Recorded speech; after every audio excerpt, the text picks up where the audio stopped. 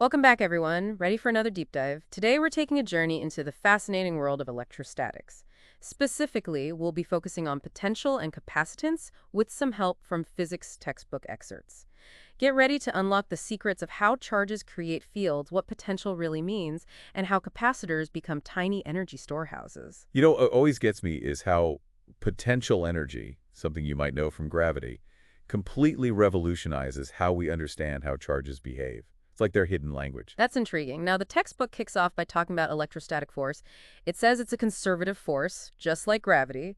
Can you unpack that a bit? What does that even mean, and why is it important here? All right, so imagine you're pushing that shopping cart up a ramp, right, to a higher level in the parking lot. The work you do only depends on that height difference. It doesn't matter if you took the scenic route or beeline straight there. That's what a conservative force is all about. The path you take doesn't matter, only where you start and where you end up. Electrostatic force works the same way. So, if electrostatic force wasn't conservative, the whole concept of potential energy wouldn't really hold up. Yeah, pretty much. It'd be like saying the energy stored in a weight you lifted depends on how many twists and turns you made on the way up. It just wouldn't make sense or be a very consistent way to measure energy. Oh, okay, I see. So, how does this conservative nature of electrostatic force lead us to electrostatic potential? Well, think about it like this. Just as a mass has potential energy based on its position in a gravitational field, a charge has potential energy depending on its location in an electric field. So, it's like each charge is carrying around potential energy, like a little mountain climber scaling an electric field. I like that. That's a fun way to think about it. Electrostatic potential at any given point is basically the work needed to bring one single positive charge from infinitely far away to that specific point. It's like measuring how much effort it takes to move that charge against all the forces in the electric field. From infinitely far away sounds a little, well, abstract. Why use that as a starting point? It's our reference point. It's where we could be absolutely sure the electric field has no influence whatsoever. It's like setting our zero potential level. As we bring that positive charge closer to other charges, the potential changes depending on if we're pushing against the electric force or being pulled by it. So, potential is all about the work done to get a charge to a certain point, like a cosmic mileage charge for our little charge traveler. But the textbook keeps saying it's the potential difference between 2 points that's important, not just the potential at a single point. That's right. It's kind of like how we think about altitude. It's not the absolute height of the mountain that matters most. It's that difference in elevation between the base and the peak. Same with charges. It's the potential difference, or voltage, that really drives the action. Okay, starting to get the picture now. So, what if we have a single point charge, let's call it Q, just hanging out there? How do we figure out the potential at a certain distance, say R, away from it? Well, the textbook gives us this handy-dandy formula, V equal Q 4 pi r, where is a constant value called the permittivity of free space. Basically, it tells us that the potential decreases as you move farther away from the charge. Makes sense, right? The farther away you are, the weaker the influence of that charge is going to be. Exactly. Now, this works for a positive or negative charge, but the way we interpret the result changes a little bit. Yeah, that's what I was thinking. There's got to be a difference depending on whether Q is positive or negative, You right? got it. If Q is positive, the potential around it is positive. Like pushing a positive charge uphill, you're working against that repulsive force. But if Q is negative, well, then the potential becomes negative. It means that attractive force actually helps you bring a positive charge closer. All right, let's make things a bit more interesting. The textbook introduces these things called electric dipoles. What are they all about, and how does their potential differ from a single charge? Okay, so picture a dipole, like two equal but opposite charges stuck together, like a tiny electric magnet. Now, even though the net charge of the dipole is zero, it still creates an electric field, and therefore a potential as different from a single charge. So distance isn't the only thing affecting potential anymore. Nope, the angle also comes into play. The potential due to a dipole depends on both the distance and the angle between your position and something called the dipole moment. The dipole moment is a vector pointing from the negative to the positive charge. And the textbook mentions this interesting fact that a dipole's potential actually fades faster with distance compared to a single charge's potential. Why is that? Think of it like two kids on a seesaw. Up close, you really feel their individual movements, right? But as you move further away, their motions seem to kind of blend together. It looks almost stationary from a distance. Similarly, the positive and negative charges in a dipole partially cancel out each other's effects as you get farther away. Okay, that makes sense. So let's amp the complexity a bit. What if we have more than one charge, or a dipole? What if we have a whole party of charges hanging out? How do we even begin to calculate the potential in that scenario? Well, luckily we have the superposition principle to help us out here. Think of it like building with Legos. The total height of your awesome creation is just the sum of the heights of each individual block, right? In the same way, the total potential at a point due to multiple charges is simply the sum of the potentials created by each individual charge. So we just add them all up, even if they're positive and negative. No crazy mathematical gymnastics required. Nope, it's actually pretty straightforward, which is great, even for really complex charge arrangements. I'm all about simplifying things in physics. Now, let's get a little visual. The textbook brings up equipotential surfaces. Are those kind of like contour lines on a map, but for electric potential? Exactly. They are like contour lines, but instead of showing points of equal elevation, they show all the points where the electric potential is the same. They're a way to map out regions where a charge would experience the same electrical altitude, so to speak. So, if a charge were to move along one of these equipotential surfaces, would any work be done? Nope, not at all. Just like walking along a contour line on a mountain means you're not changing your altitude, moving a charge along an equipotential surface means you're not changing its potential energy. No work required. That is fascinating. The textbook also mentions a key relationship between equipotential surfaces and the electric field itself. Yeah, it's important to remember that electric field lines are always perpendicular to those equipotential surfaces. It's like if you placed a marble on a slope, it would roll in a direction that's perpendicular to the contour lines. So these surfaces are like a secret map. Not only do they tell us about potential, but they also reveal the direction of the electric field. Yeah, they're a really powerful tool to help us understand how charges behave in these electric environments. Okay, let's shift gears a bit and talk about potential energy, but this time for a system of charges. If we have a group of charges clustered together, how do we figure out how much energy is stored in that whole arrangement? Remember how we talked about bringing a single charge in from infinity to calculate the potential at a point? Well, the potential energy of a system is basically the total work you need to do to assemble that whole group of charges from scratch. It's like bringing them in one by one. So it's like we're playing cosmic architect, carefully placing each charge and accounting for the pushing pull of the other charges already in place. Sounds fun. And the really interesting thing is that the final potential energy only depends on the final positions of all the charges. It doesn't matter what order you brought them in. It's like building a tower with Legos. It has the same amount of energy in the end, regardless of which brick you put down first. I love that analogy. All right, ready to charge up our knowledge and dive into capacitors. Let's get capacity. Okay, so capacitors, they're these cool little devices that can store electrical energy, almost like tiny batteries. How do they work? Well, imagine two conductors, like metal plates with an insulator sandwiched between them. That's your basic capacitor setup. When you connect a voltage source across the plates, you're basically creating an electrical pressure difference. It forces charges to build up on the plates. So one plate ends up with a bunch of positive charges and the other plate gets all the negative charges. Exactly. And that separation of charge creates an electric field between the plates. That's where all the energy storage magic happens. A capacitor's ability to store energy is measured by its capacitance. Basically, it tells you how much charge a capacitor can hold at a given voltage. Right. The textbook mentions capacitance is all about the capacitor's shape and size. It's like its electrical storage capacity, and it gives this equation, C equals QV, where C is capacitance, Q is charge, and V is voltage. The geometry of a capacitor is super important. Think about the classic parallel plate capacitor. The capacitance is directly proportional to the area of those plates and inversely proportional to the distance between them. Bigger plates closer together equals more capacitance. And then there's that mind-blowing example the textbook uses to illustrate the unit of capacitance, the farad. To get 1 farad with plates just 1 centimeter apart, you'd need plates the size of a small city. That's insane. It really shows you just how much charge even a small capacitor can hold.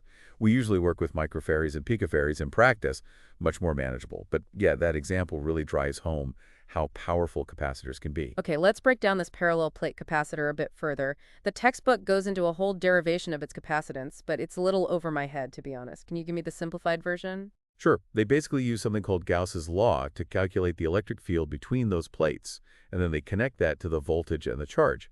What you end up with is a nice and neat little formula. C equals A is the perpetuity of free space, A is the area of the plates, and D is the separation between them. Ah, so that formula nicely sums up how a capacitor size directly affects how much charge it can store. But is there a limit to how much charge a capacitor can actually hold? That's where something called dielectric strength comes in. It's the maximum electric field a material can handle before it breaks down and basically starts conducting electricity. So if the electric field gets too strong, the insulator between the plates just gives up and the capacitor fails. Exactly. It's kind of like overfilling a balloon. Eventually, the material can't handle the pressure, and boom, it pops. Same thing with the capacitor's dielectric. Each material has a breaking point, a limit to how much electrical pressure it can take. And this dielectric strength determines the maximum voltage you can safely apply across the capacitor, right? You got it. It's super important to think about when you're designing capacitors for different applications.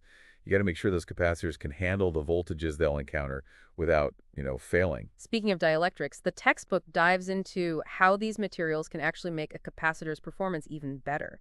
It's like a secret ingredient to boost our electrical storage. That's one way to put it. When you stick a dielectric material between those capacitor plates, something interesting happens to the molecules inside.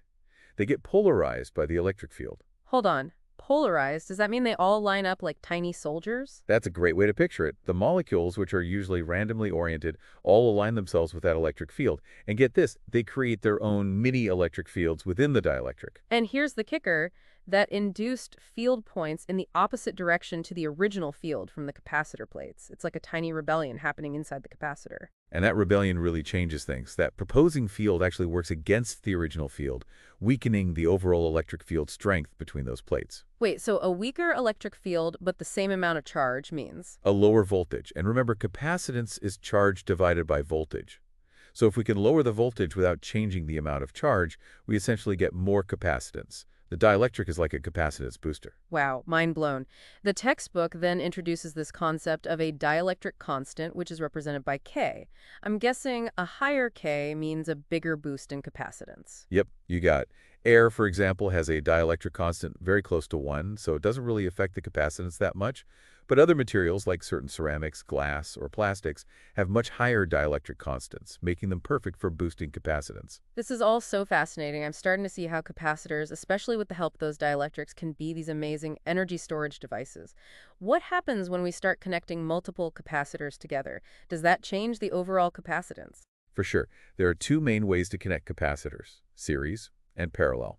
And each connection impacts the overall capacitance differently. It's kind of like building circuits, right? How you connect the different components changes how the whole system works. That's a good way to think about it. In a series connection, you basically chain the capacitors together one after the other. It's like connecting pipes end to end. The total flow is limited by the narrowest pipe. So even if one capacitor has a really high capacitance, the overall capacitance is going to be limited by the, let's say, the weakest link. Exactly. The total capacitance in series is always less than the capacitance of any individual capacitor in that chain. Okay, makes sense. So what about parallel connections? Is that more like a team effort where each capacitor adds to the overall capacity? Exactly. In a parallel connection, all the capacitors are like parallel pipes, all contributing to the overall flow. The total charge stored is just the sum of the charges on each capacitor. And since they're all experiencing the same voltage, the total capacitance is simply the sum of all the individual capacitances. So parallel connections are like adding more storage tanks. The total capacity just keeps increasing with each new capacitor you add. But series connections create that bottleneck situation where the smallest capacity is the limiting factor. A perfect way to put it. Whether you go for series or parallel depends entirely on what you're trying to do and how you need to manage voltage and charge in your circuit. Okay, one last concept I want to wrap my head around before they move on. We keep talking about energy storage and capacitors, but where is this energy actually stored? Is it like crammed inside those plates? That's a question that stumped physicists for a long time. The answer is pretty mind-blowing. The energy is actually stored in the electric field between the plates. Wait, so the electric field isn't just a force field. It can also store energy like a battery. Think of it like a stretched rubber band. When you stretch a rubber band, you're storing potential energy in it. Similarly, when you create that electric field between the capacitor plates, you're essentially stretching the field lines, and that stores energy within them. And the stronger the electric field, the more energy is packed into that space. You got it. It makes perfect sense if you think about the work you had to do to assemble all those charges on the capacitor plates in the first place. You're fighting against those repulsive forces, and that effort gets stored as potential energy within that electric field. It's all starting to come together now. Charges create these invisible fields. Those fields can store energy. And then capacitors, with a little help from dielectrics, allow us to manipulate these fields to pack in even more energy. It really shows how everything is interconnected in the physical world. Even abstract concepts like potential and capacitance have real-world effects. So we've explored how charges create electric fields, how these fields can store energy like tiny stretched rubber bands, and how capacitors become little energy powerhouses thanks to clever designs and the magic of dielectric materials. And remember, we're just scratching the surface here. There's a whole lot more to discover about capacitors and their incredible applications. Well, I'm definitely ready to dive into those applications. But first, let's unpack the world of dielectrics and how they work their magic to enhance capacitor performance. Ready to unlock those secrets? Let's go. Okay, let's dive deep into these dielectrics. We've talked about how they boost capacitance, but what's actually happening at the molecular level? Can you break it down for me? So picture this. You've got all these tiny molecules just chilling between the capacitor plates. They're electrically neutral, meaning their positive and negative charges are perfectly balanced. But then you apply a voltage and create that electric field, and it's like a sudden gust of wind that disturbs everything. These molecules get a little distorted. Their positive parts lean toward the negative plate, and their negative parts do the opposite. So they basically become tiny little magnets, all aligning themselves with the electric field. Exactly. And each of these polarized molecules creates its own tiny electric field. But here's the cool part. It points in the opposite direction to the main field coming from those capacitor plates. It's like they're pushing back against the flow. And that weakens the overall electric field, right? So a weaker electric field, but with the same amount of charge, means a lower voltage, which ultimately leads to higher capacitance. You got it. It's like the dielectric is giving the capacitor more storage space. And the dielectric constant, K, basically tells you how good a material is at this whole polarization game. A higher K means the molecules are more evenly polarized, leading to a bigger boost in capacitance. The textbook goes through this whole complicated derivation of how capacitance changes with a dielectric and a parallel plate capacitor. All that talk about surface charge densities and induced charges. Yeah, it can get pretty intense. But the main takeaway is that the dielectric basically reduces the electric field strength between the plates by a factor of K. And since voltage is directly related to the electric field, that drops by a factor of K too. And if the voltage goes down while the charge stays the same, the capacitance goes up. We get that modified formula, C equals K, where K is our dielectric constant hero. Exactly. It shows you how the dielectric constant acts like a multiplier for that vacuum capacities. Now, there's this one example in the textbook that confused me a bit. What happens when you have a dielectric slab that only partly fills the space between the plates? Do we still use the same formula? Ah, that's a good one. In that case, we have to consider two regions, one with the dielectric and one without.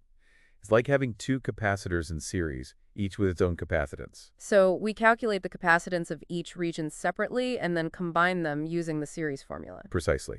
It's a bit more work, but the point is that even a partial dielectric still increases capacitance, just not as much as a fully filled one. It's amazing how a simple slab of material can have such a big impact on a capacitor's ability to store energy. It really is. It shows how understanding the tiny world of molecules can help us manipulate things on a much larger scale. Let's go back to the idea of energy storage in capacitors. The textbook keeps saying this energy is stored in the electric field between the plates, not in the plates themselves. Can you expand on that? It's pretty wild when you think about it. You create an electric field and bam, you have this invisible energy storage unit just waiting to be used. The energy density, which we represent with U, tells us how much energy is packed into each little bit of that field. The formula is UE is the electric field strength. So a stronger field means more energy crammed into that space. It's like an energy-packed electric smoothie. I love it. And it makes sense when you consider the work it takes to assemble those charges on the capacitor plates. You're pushing against their repulsive forces, and all that effort gets stored as potential energy in the field. It's like a beautiful dance between charges, fields, and materials. Charges create fields, fields store energy, and capacitors, with the help of dielectrics, let us control those fields to store even more energy. Exactly. And it reminds us that even seemingly abstract concepts like potential and capacitance have tangible effects on our everyday lives. Think about it. From tiny capacitors in our smartphones to massive banks of capacitors that help stabilize power grids, these devices are everywhere. That's incredible. Well, this deep dive has been truly electrifying. We've uncovered so much about electrostatic potential, capacitance, and the magic of dielectrics. We even explored how energy is stored in electric fields. It's been a great journey. And remember, this is just the beginning. As you continue exploring physics, you'll encounter these concepts in all sorts of unexpected places. It just goes to show that even the most abstract laws of physics have a huge impact on our world, from the behavior of atoms to the technology we use every day. Well said. Keep those minds curious and never stop asking questions. Until next time, here, A.